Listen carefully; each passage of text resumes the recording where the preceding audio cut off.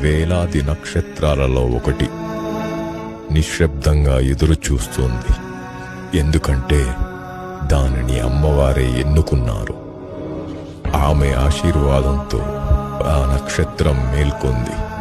పవిత్రంగా, ప్రకాశవంతంగా దివ్య యాత్ర కోసం సిద్ధమై.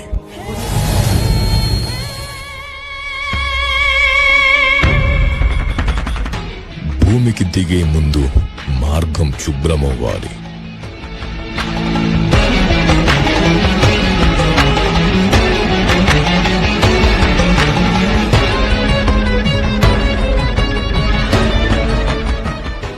విఘ్నాలను తొలగించేవాడు, ప్రారంభాలను రక్షించేవాడు శ్రీ గణపతి తన దీవెనలు ప్రసాదించాడు. అడ్డంకులు అన్నీ తొలగిపోయాయి.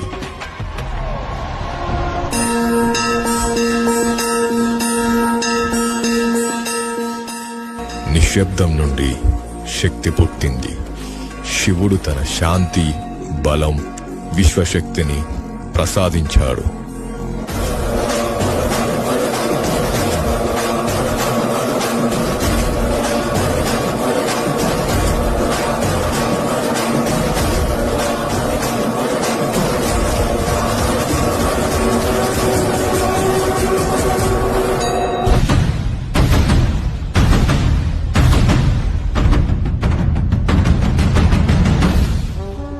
ధర్మాన్ని కాపాడే, తరతరాలకు దీవెనలిచ్చే శ్రీనివాసుని కృపతో ఆమె జీవనయాత్రకు సిద్ధమైంది.